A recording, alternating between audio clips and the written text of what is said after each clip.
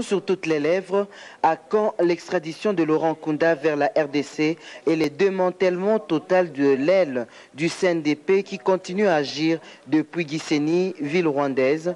Paul Kagame commence par exprimer sa joie de fouler à nouveau le sol congolais. Il réaffirme cependant sa volonté de renforcer cette relation entre Kinshasa et Kigali. Le cas Laurent Nkunda et le CNDP doit être retiré de l'équation, dit-il. Le Rwanda ne permettra pas à quiconque de déstabiliser la paix au Congo à partir de son territoire. Mais pourquoi, Monsieur le Président, votre pays, le Rwanda, s'est fait plusieurs fois allié de tous ceux qui voulaient combattre le gouvernement congolais? Paul Kagame répond: nous voulons construire le futur et non rester otage du passé. Notre regard doit désormais se diriger vers le futur. C'est une dynamique qui nous permettra de construire ensemble nos deux pays. À quand alors votre visite à Kinshasa? Je serai très enchanté de le faire, répond Paul Kagame. Il faut savoir que celui qui veut courir commence par un premier pas. Je viens de le faire. Je viens de faire le premier pas et je suis pressé d'en faire d'autres jusqu'à Kinshasa, pourquoi pas. Vous avez longtemps exploité seul le gaz méthane dans le lac Kivu.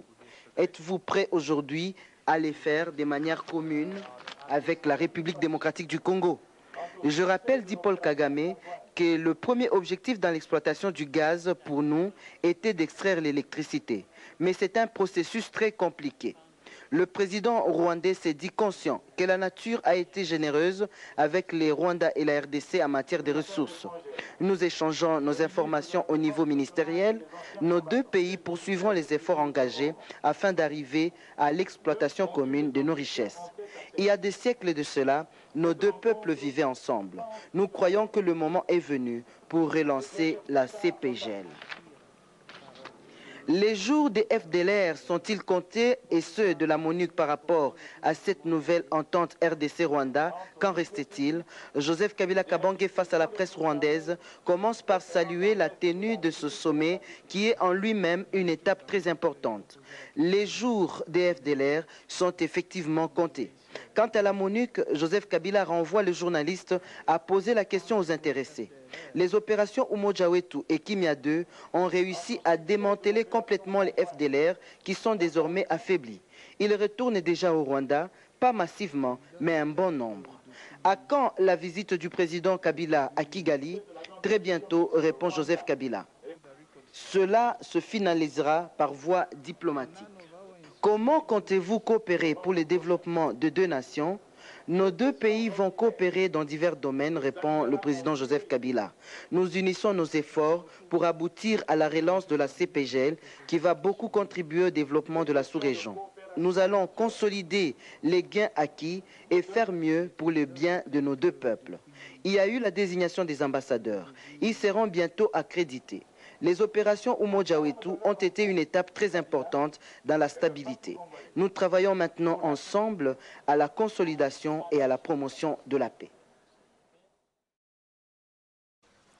La classe politique congolaise n'est pas restée indifférente face au réchauffement des relations diplomatiques entre la République démocratique du Congo et le Rwanda. Suivez plutôt ce reportage. Je ne peux que remercier notre président avec le courage qu'il a eu pour nous amener la paix.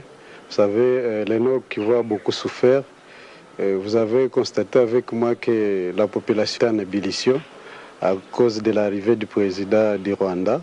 Donc, sans vous cacher, les gens ne s'attendaient pas. Les gens croyaient que Kagame ne peut pas fouler le sol congolais. Et voilà qu'il est arrivé. Donc, vraiment, ça a été la joie. Vous avez vu comment la population était derrière notre chef de l'État, de la Grande Barrière jusqu'à Katindo ici.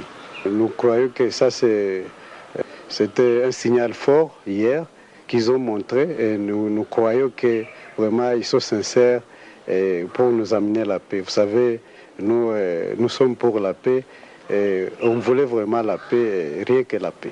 C'est bon la paix parce que si Kagame acceptait tout ce qu'on signait, on devrait quand même avoir la paix déjà dans notre grand lac. Mais parce que des fois ils les acceptent, des fois ils abusent encore ce qu'ils ont fait. Alors c'est pourquoi nous pensons peut-être ça va, ou s'il n'abuse pas ce qu'il a fait, c'est ce qu'il a accepté. Quand ça, c'est une sorte de chose, c'est apprécié. Je suis vraiment content de ça. Nous avions eu l'espoir, que vraiment notre pays va bien démarrer en collaboration avec les Rwandais. Enfin, nous étions contents que nous avions fait ça. C'était la joie en tout cas. Le problème entre le Rwanda et le Congo a beaucoup affecté cette région, notamment le Nord Kivu et le Sud Kivu.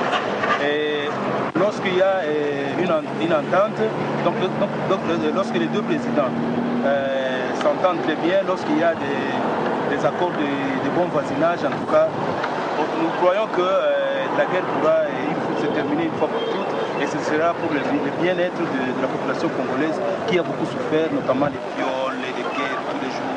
Alors en tout cas, toute la population est très très ravie. C'est bon, seulement qu'il faut qu'il y ait des changements.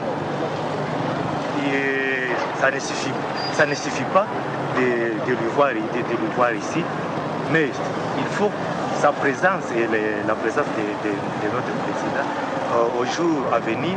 Il faut qu'on trouve quand même quelque chose de bon.